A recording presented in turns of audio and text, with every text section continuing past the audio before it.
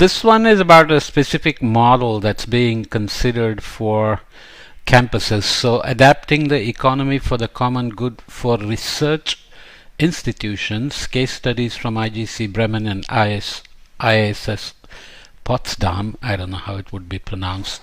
Whether they call IASS, well, it's German. So anyway, social and sustainability reporting in universities and research institutes is still in its early stages compared to corporate social responsibility reporting from corporations. Nevertheless, a growing number of institutions of higher education seek ways to integrate sustainability into their internal processes.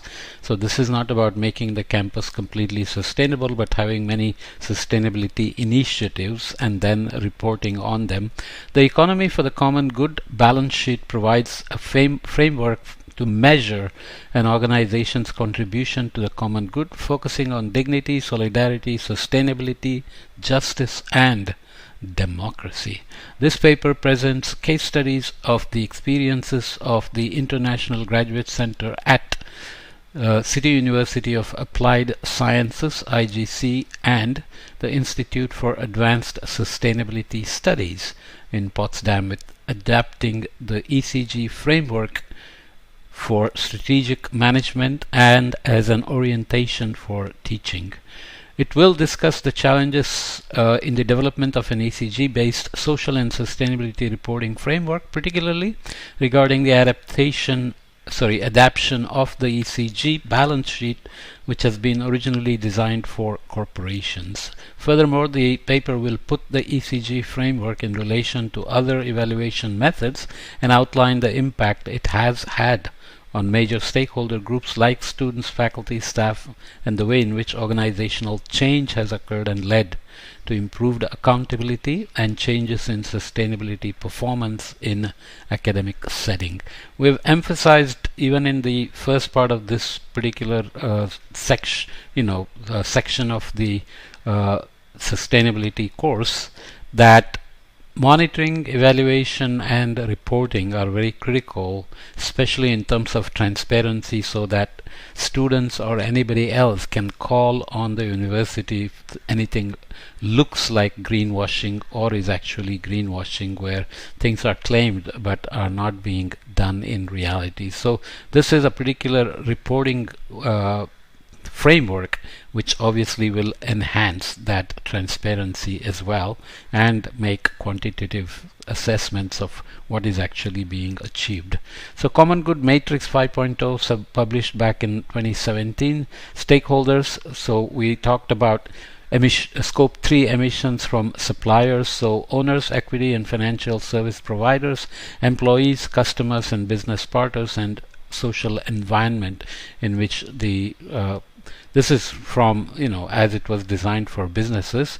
Human dignity, solidarity and social justice, environmental sustainability, transparency and co-determination, which you can also think of as engagement. So human dignity in the supply chain, ethical position in relation to financial resources. So when companies take money, are they worried about where the money comes from? Human dignity in the workplace and working environment. There is a separate ESG compliance reporting requirements now. Environmental, societal and governance, which require companies to collect data and report on those things. I have podcasts elsewhere on that, you can follow up. Ethical customer relations, purpose of products and services, and their effects on society. So you are actually worrying about social environment as well. Under solidarity and social justice, you would worry about, of course, solidarity and social justice in the supply chain, social positions in relation to financial resources, similar to ethical, but here more about social, self-determined working arrangements, so that's for employees, cooperation and solidarity with other companies in accomplishing the bigger goal, and contribution to the community, which leans towards CSR kind of things.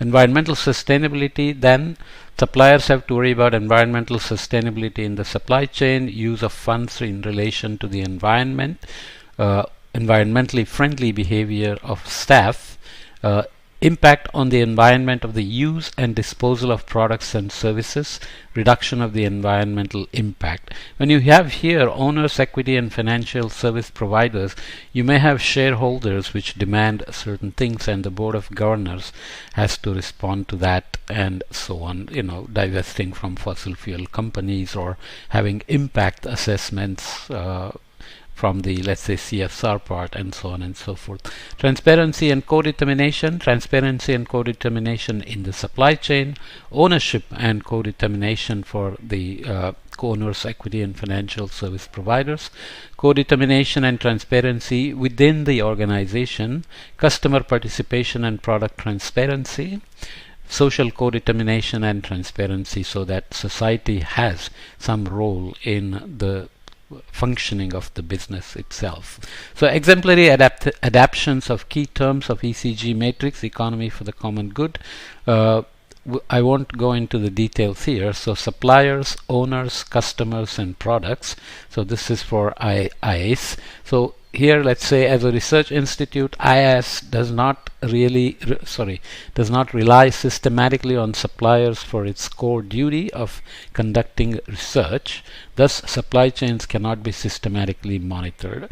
So you are ordering office supplies, furnitures, materials for the labs maybe, and so on. And you have, of course, on-campus food, water, energy, etc. So how systematically can you monitor them? Governance and finance structure of the IIS does not include institutions equivalent to owners and so on. Okay, customers. For the IIS core tasks of conducting research and engaging in policy advice, the term customer does not capture well the variety of interaction partners. And products, of course, does not describe well variety of outputs, outcomes, impacts. Basically, this means that ECG, which is designed for businesses and makes perfect sense, has to be customized for academic institutions, and that's what this is talking about. Adaptations for IIS. Suppliers in the sense of ECG exist for a variety of support processes and services. Owners refers to the entire governance structure above the board of directors. Customers was interpreted in its broadest sense as interaction partners. And for IIS case, products refers to merely tangible outputs of IIS work like research papers. So it provides lots of discussion and recommendations, has a little bit of a conclusion. I'm going to skip all that and just tell you that a reporting framework for campus sustainability is a very good idea, and this framework can be considered with customization not only from industry to academia, but from the Western world to the global South as well. In this section, we'll discuss the main advantages as well as the main lessons we learned when implementing the ECG framework for higher education institutions. So, holistic view and identification of sustainability potentials is very important. So, it's still talking about heading towards sustainability and not really complete implementation as interpreted from the abstract and these words. Employee participation is a strength of ECG reporting. Outside visibility and transparency are critical so that everybody is sure that you are not greenwashing. Effects on teaching. So whatever you learn from ECG reporting and the gaps and barriers to sustainability can be, of course, included in student engagement and teaching. And employing a part-time, at least ECG sustainability manager is highly recommended. We've already seen that when we talk about committing and assessment and questions, we look for a sustainability office and dedicated teams.